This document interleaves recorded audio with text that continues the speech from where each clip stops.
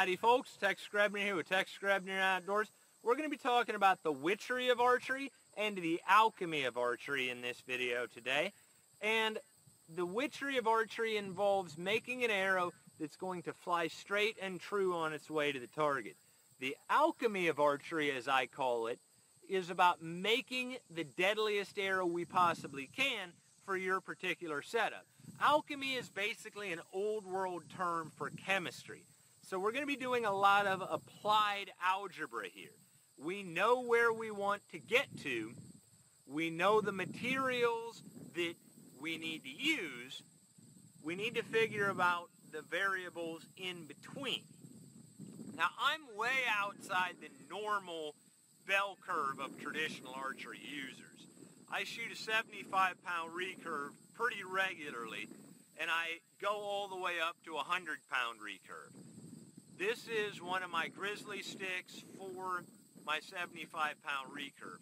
Now, while I'm not going to be able to show you the exact to the nth degree arrow that you're going to need to use in order to build the Ashby-style arrow, which is going to have a weight forward of center higher than 19% and have enough grain weight in your total arrow weight in order to absorb maximum kinetic energy. I can't do that to the nth degree, but what I can do is at least get you on the right arrow shaft according to the Witchery of Archery that's going to help you tune much more easily, because here I have two different recurves.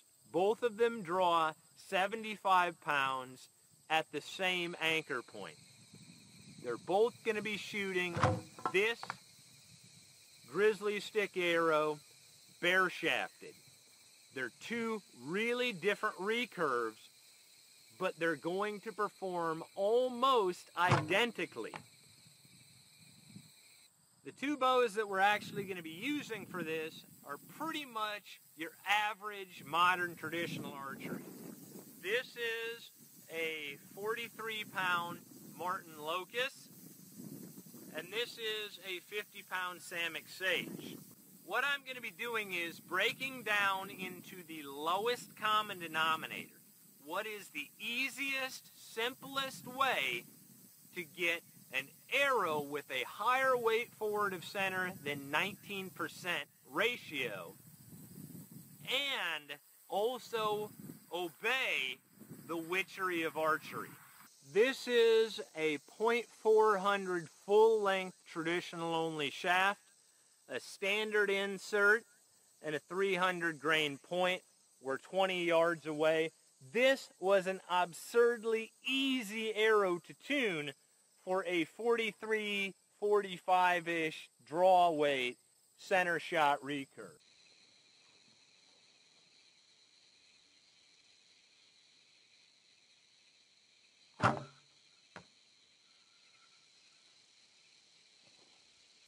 "20 yards, perfectly straight, complete lowest common denominator." Here we have a 300 grain point, a standard insert, a full length .300 traditional only, and a 50-pound Samick Sage. So pretty standard equipment here.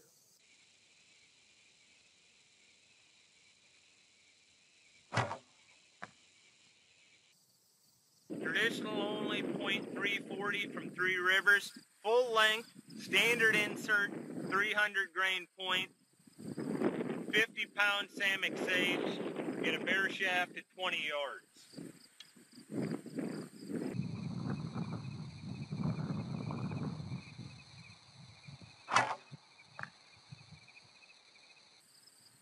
Bullseye, perfectly straight. I noticed that the .300 was just a touch stiff. The traditional only .400 with a 300 grain broadhead standard insert, full length shaft, fletched up, weighs in at 630 grains. And as you can see, has a 24.6% weight forward of center ratio. The traditional only .300 full length shaft, fully fletched, standard insert, 300 grain broadhead is 675 grains, and as you can see has a 23.8 weight forward of center ratio. The Three Rivers traditional only .340 shaft, full length, fully fletched, with a 300 grain broadhead and a standard insert comes in at 660 grains. And as you can see, it has a 25% weight forward of center ratio. Full length .400, standard insert, 300 grain werewolf broadhead, 43 pound Martin Locust.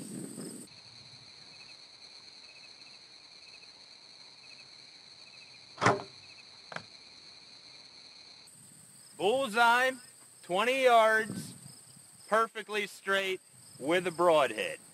.300 traditional only, standard insert, 300 grain werewolf broadhead, and a Samick Sage in 50 pounds.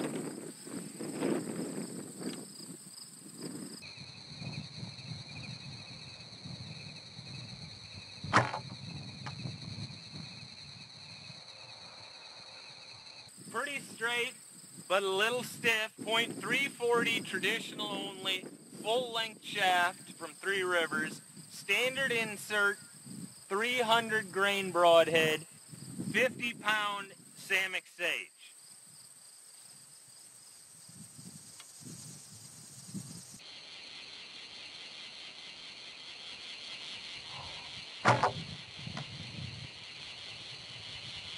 Perfectly straight, bullseye, 20 yards with a broadhead. Now, just as a full proof of concept here, I'm going to show you the penetration on this target with my 43 pound.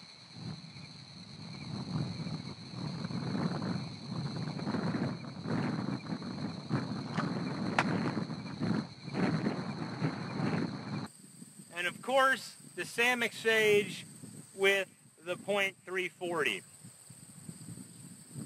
This arrow has a 25% weight forward of center ratio.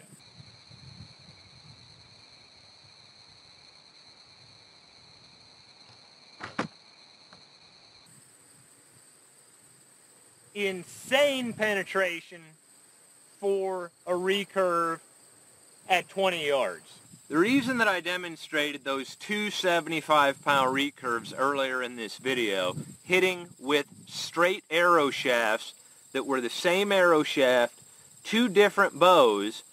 Now, they did have different points of impact on the target, but regardless, the arrow shaft at 20 yards bare shafted straight. The reason is because two bows that are both center shot and both in the same draw weight range are going to basically perform identical in the way that the arrow does the archer's paradox movement.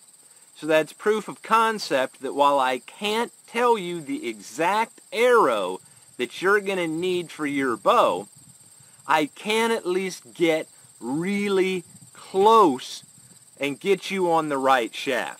Now, I talked about the lowest common denominator, and that is the easiest way and the simplest way of getting our desired effect, which is an arrow with a 19 or greater weight forward of center and enough grain weight in the total arrow to absorb maximum kinetic energy from the bow in its particular draw weight while still maintaining straight and true arrow flight after coming out of the archer's paradox. You can, however, use insert weights so that you can use a standard 125 grain broadhead or 125 grain field point in order to get up to the 316 grains that I have in the end of these arrows by using a 300 grain point and a standard 16 grain insert. These are heavy arrows. They're going to absorb maximum kinetic energy from your bow. So it's going to make your bow very, very quiet. With that being said, this heavy arrow, is it possible that a deer can be completely out of the way by the time your arrow gets there if it jumps your string? The answer is yes. There is not even a compound bow on the market today that a deer can't jump the string and significantly move by the time that the arrow gets there. So the answer is don't shoot at alert animals, but this arrow is going to really quiet down your bow. So what these arrows are designed to do is absorb maximum kinetic energy from the bow and penetrate deeply. A side effect of shooting a heavier arrow is that it's going to make accurate shooting much easier. That's not to say that intrinsically a heavy arrow shoots more accurately, but the fact is your arrow shelf is going to be up higher because the arrow is heavier, and it's going to bring your point closer to the vitals of what you're trying to kill. And so even if you're an instinctive shooter, shortening the gap is going to make hitting what you want to hit inside of 20 yards much easier. It's important that while you're selecting your arrow shaft, you want to make sure that you know the exact draw weight at your actual anchor point, rather than going off of what's on the bow. So you need to measure what your draw weight is at your actual draw length. However, this is the traditional only .400 full length standard insert 300 grain broadhead, and it performed excellent, and in my opinion would be just fine for a 40 to even a 50-pound bow, simply because the arrow can be stiffened up by cutting it back shorter and shorter. But it's a good base shaft if you're in the 40 to mid 45-ish range for a high weight forward of center Ashby-style arrow shaft that's going to take all the energy from the bow and still fly true. This .340 arrow shaft I feel would be excellent for a 50, even 55-pound bow, because again, this is a full-length shaft. Like I said, I can't tell you the exact arrow combination that you're going to need, but I should be able to get you on the right shaft that you would need.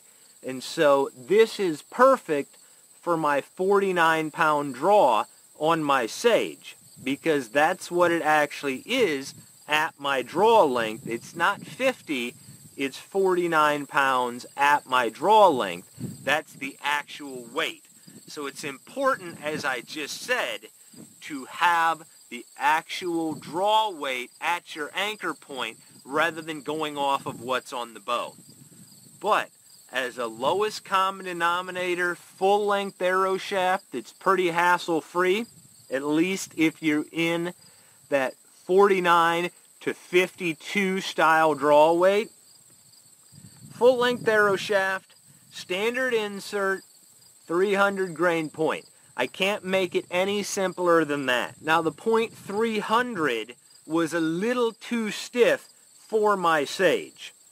And so I would think that if you're in that 55, 60 style draw weight range, the standard insert, 300 grain point, and the full-length traditional only shaft should do you pretty all right, at least as a base shaft. But like any other arrow shaft, this is just a base shaft. Your equipment may be different, so you may have to actually cut these back a ½ inch at a time until you get them bare shafting straight. Now, I normally would not suggest bare shafting arrows out to 20 yards, but it was just for the purposes of an extreme demonstration of how accurately these arrows would fly with a high weight forward of center. In conclusion, I first want to thank Dr. Ashby for his tireless work in the arrow lethality studies. I also want to thank 3Rivers Archery for helping make this video possible, because I don't have the disposable income to go through multiple shafts just for the sake of making a video. So they have sponsored this video so that I can help you guys make more deadly arrows and master the alchemy of archery. Now, 3Rivers is my new sponsor, believe it or not, but at the same time, if I showed you the amount of cash on my receipts from 3Rivers Archery over the past years, I would be embarrassed. So it's a good working relationship where I can get good quality gear of my picks to show you guys without having to sacrifice my own credibility that I hold so dear, because everything that I'm showing you is something that if I were so inclined, I would use. Overall, I'm very happy with the way that the traditional only shafts from 3Rivers performed, and I'm overall happy with the ease of tuning for the different draw weight brackets to get a high weight forward of center arrow. So I hope that this video has been helpful to you, and make sure to check in the description of this video for a coupon code that's going to give you a discount if you decide to order some of these shafts for your upcoming hunting season. As always, God bless all my sportsmen of America. Join the NRA to protect our rights. Please check out my friends over at 3riversarchery.com. Thank you very much to those of you involved in law enforcement and those who served in the military. And thanks for watching Tex Grebner Outdoors.